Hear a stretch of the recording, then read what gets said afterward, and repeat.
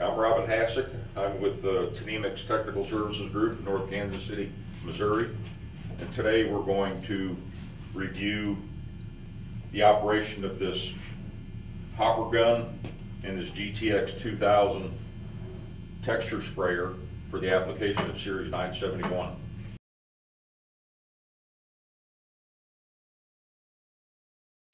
Ready? Series 971 comes packaged 3.5 gallons fill in a 5-gallon plastic bucket. Has a foil cover on top of the material. Remove that. And this is pretty much what it looks like after it's been sitting for a while. That's a standard mud mixer H paddle. What we want to do is put a little energy to it. As we stir it up, it'll loosen up and become smooth and homogeneous. Very easy to mix. A little bit of mixing. It's nice and uniform and smooth. That's what we're looking for. I prefer to clean tools immediately after using. Material dries on there, it's very difficult to clean it off. You catch it when it's fresh, a little bit of water, cleans it right off. It's all ready to go.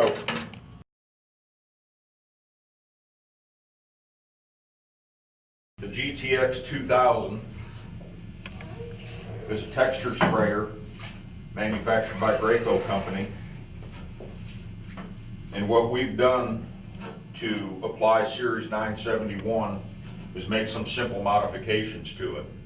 Now, new from the factory, Graco supplies gauges in here. You can see they've all been removed. What we've done is open up the air supply to the pump so we can optimize the efficiency and increase production rates. Take this, remove this hopper, and you can see here on the pump, Graco had very small air lines, air supply lines that seriously restricted the amount of air volume. What we've done is open it all up. We've plumbed in with a 3/4 inch Chicago hose. We've gone directly with the 3/8 line into the side of the diaphragm pump. The diaphragm pump is a 1-to-1 ratio. We've included an air regulator for the pump itself. We put a T here, and we've come off with another regulator. It's going to be an air line for the atomizing air.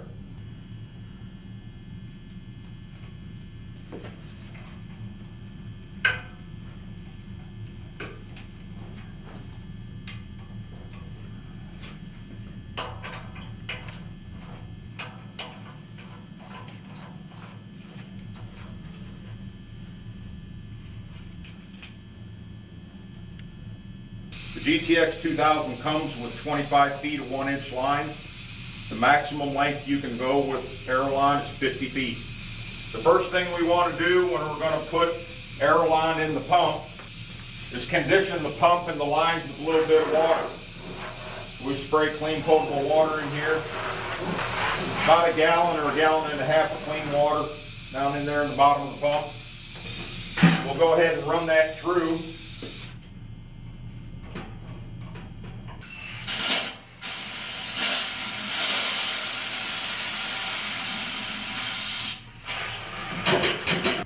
Once we run some water through there and condition the lines in the pump, we can go ahead and dump a bucket of material in there.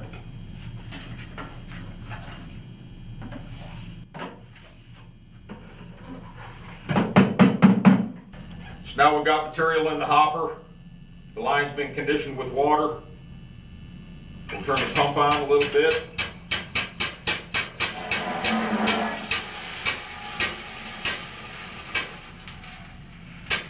The first half a gallon to a gallon of material that comes out of the line is going to be really wet. It's going to have a lot of water in it because it was pushing the residual water out of the pump and out of the lines. You want to discard that to waste. You got a pretty good flow of material going now. I'll go ahead and recirculate this back into the hopper until the consistency of the material coming out of the nozzle matches the consistency of the material that's still in the hopper. Then we'll know we're ready to spray. Okay. Now we're ready to set up the spray. We'll make some final adjustments to the atomizing air and to the pump pressure, and we'll begin spraying.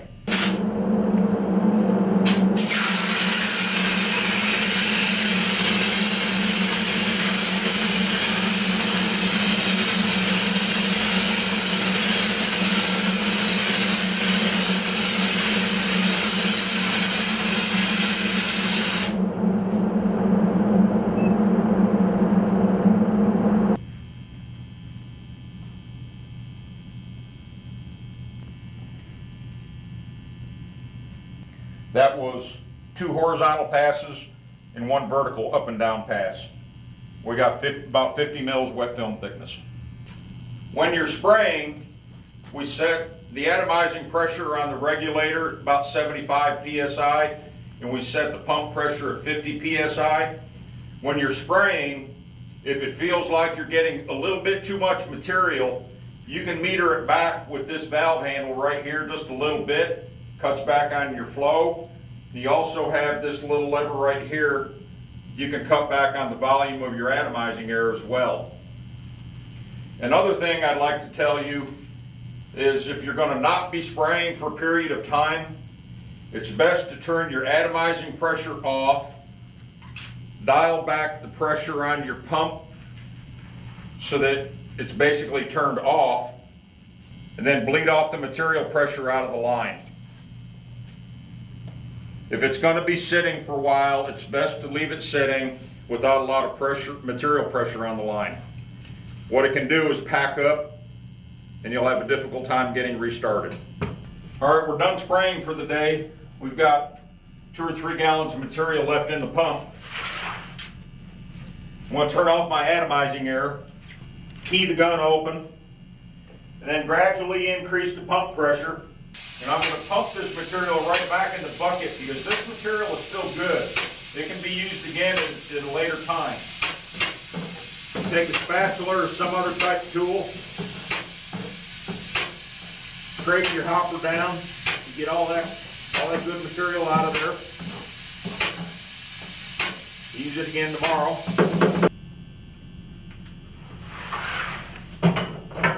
This isn't acrylic resin.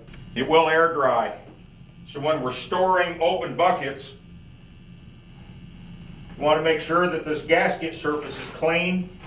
We'll wipe that off with a rag. Because there will be air in the vapor space, we'll put this foil lid back on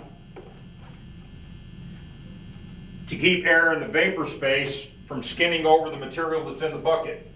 Make sure our gasket surface is clean.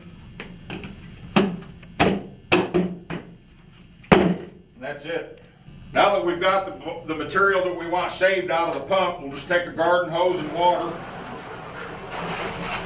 rinse all that residual material down into the bottom of the hopper.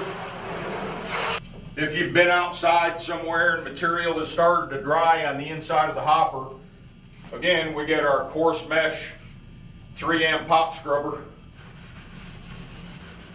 You can scrub off that material. Get it nice and clean. Rinse it all down.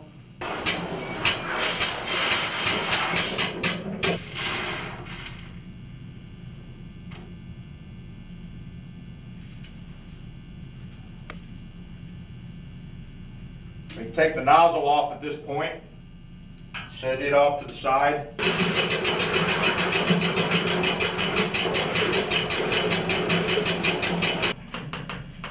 Once everything's been partially cleaned up, you can take this spray gun off of here.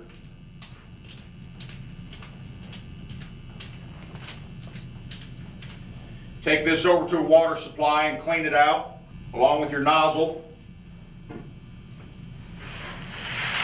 Series 971 will cling to the interior hose walls. So what you want to do is recirculate water through the system until the walls of the hose have been cleaned. So we'll take this, put it back into the hopper, clamp it down.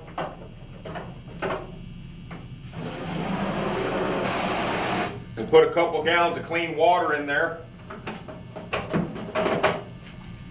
And we're going to want to recirculate this at a rather high flow rate so that the water coursing through the lines will scrub the hose walls clean.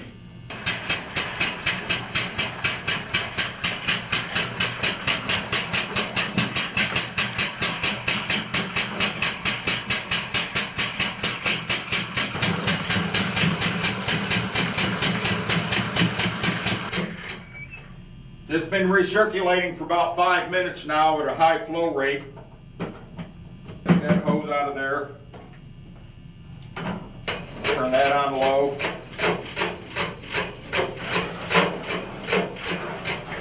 We'll chase that recirc water out of there with some clean water. You've got good clean water coming out like you're putting in, you're done.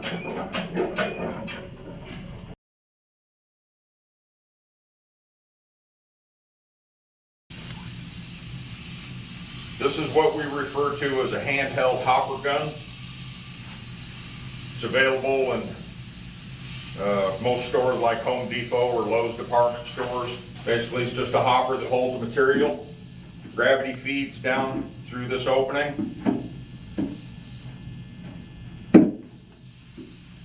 And with a little bit of atomizing air, drops material down out this nozzle and the atomizing air breaks it up.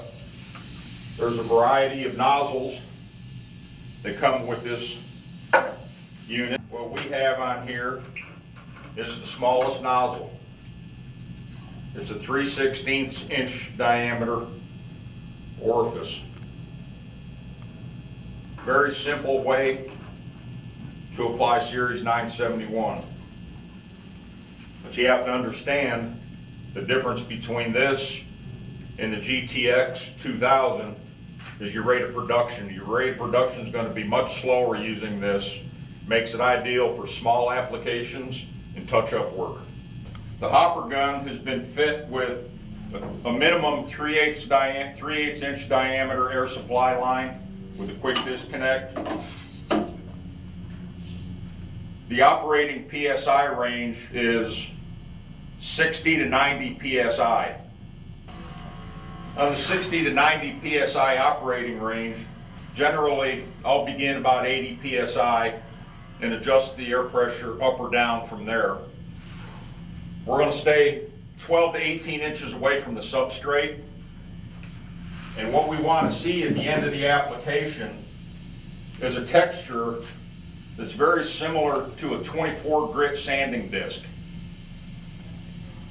If there's not enough pressure and the material goes on smooth looking, it's too resinous, it's too wet, and you need to boost your atomizing pressure.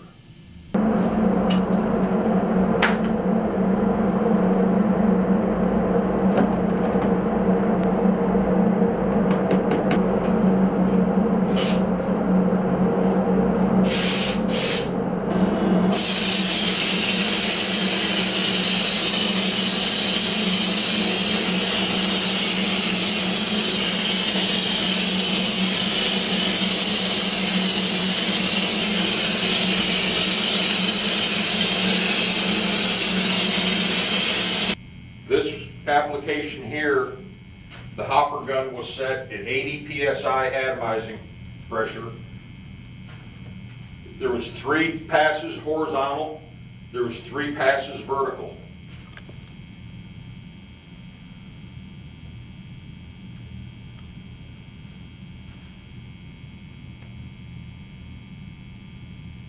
And right now we're in a 50 to 60 mil wet film thickness range.